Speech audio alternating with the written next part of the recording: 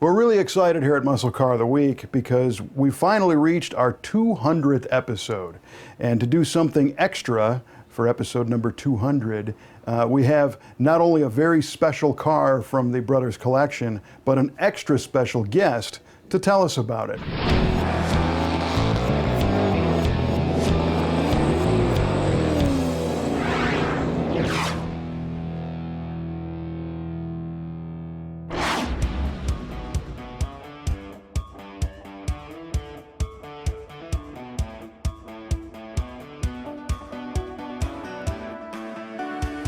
This interview was shot at the Muscle Car and Corvette Nationals in Chicago, and it features a 1969 Ford Torino race car and its original driver, 3-time IndyCar champion and 13-time Pikes Peak champion, Bobby Unser. A lot of people come to the Muscle Car and Corvette Nationals to see the cars, but in reality, it's the people behind the cars that make this such a special event. And a special guest of the Muscle Car and Corvette Nationals this year is none other than 3-time Indy 500 winner, Mr. Bobby Unser himself. Bobby, it's a pleasure to have you here at the show. Well, you don't know how much of a pleasure it is for me. Well, and to have I'm the one that's having the fun. Well, I think we're all having fun, but to have you here, especially in front of a car that you campaigned, which has a very special story, and it's kind of a muscle car, but a race car that hasn't been seen in quite a while, this 69 Torino. Well, it's been around a long time, but the most interesting thing about this car, Kevin, is the fact nothing is any different on it. Nothing has been changed. Now that's really rare for a race car. Absolutely. You know, that thing was Ford Motor Company. It wasn't by, I didn't build it. In other words, Ford paid the bills, got it built, and it was done when Bunky Knudsen was the president of Ford Motor Company.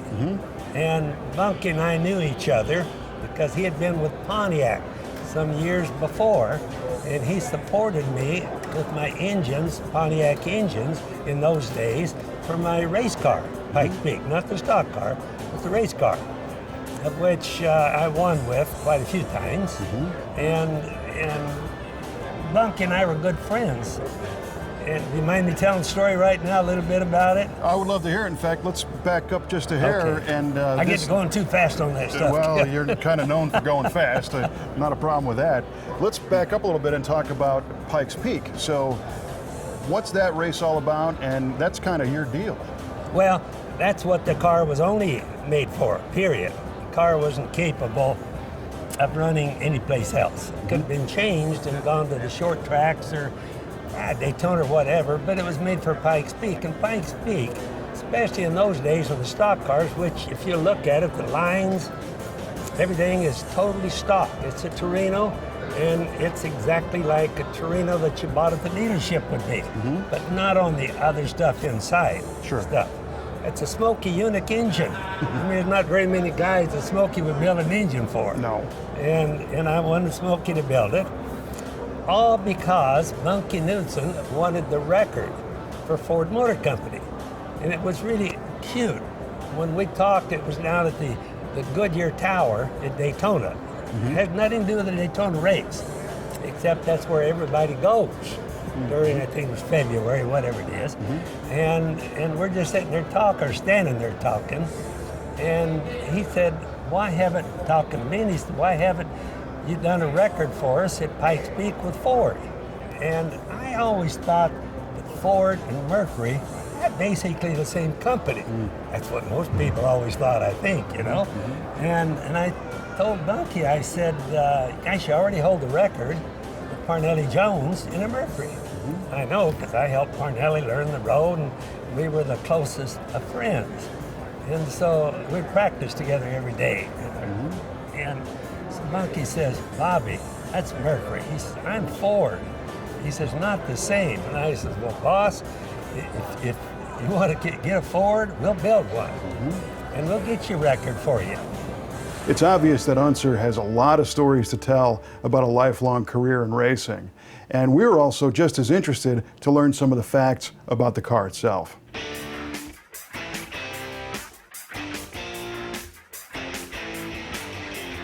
The car is a 1969 Ford Torino Talladega-bodied stock car, and it was built specifically for the run at Pikes Peak on June 29th of 1969.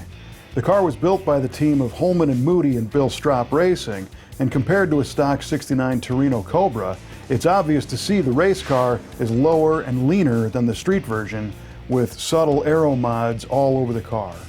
The lights, mirrors, trim, and other non-necessities were removed, and the bumpers were tucked in for a sleeker profile.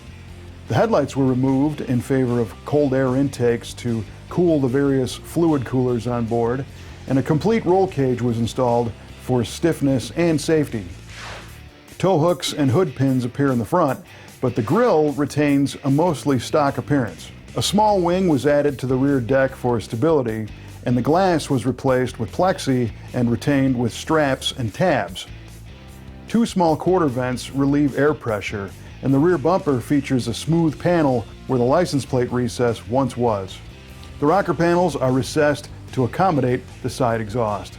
You'll notice that this isn't a perfectly restored show car because it's mostly original and it's still covered in stone chips from climbing the big hill.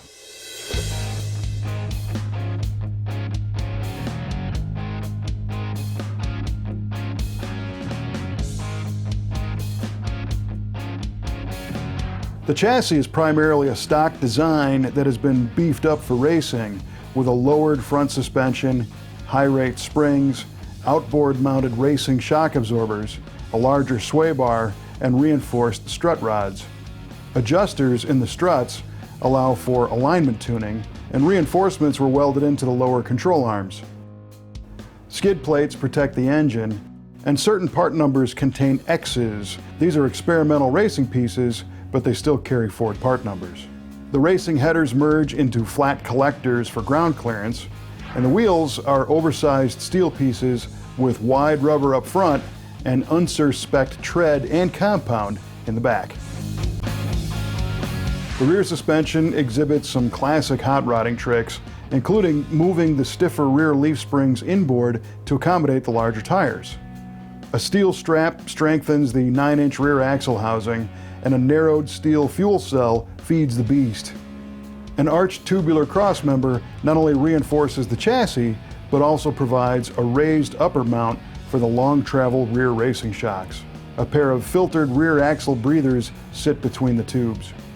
So overall, the chassis design and execution are pretty basic, but they were obviously very effective because this car did set a record at Pikes Peak. When he climbed in the car, Unser was greeted with an array of switches and gauges. The switches control ignition, pumps, and cooling fans, and the gauges read out RPM, pressures, and temperatures. And note the backup set of gauges in case the ride is rougher than expected and the primaries get knocked out. A handwritten cheat sheet is taped to the inside headliner, but we have no evidence if it's authentic or not. The car has an automatic transmission, and we think the base of the shifter is a Pontiac piece, but we didn't confirm that. Power comes from a Boss 429 V8 that was hand-built by the legendary Smokey Yunick himself. Rumor has it that outside of some regular maintenance, Smokey was probably the last person to do any major work on this engine, and it still runs strong today. Power numbers aren't readily known, but judging by the fact that it set a record at Pikes Peak, we know this Boss 9 has what it takes.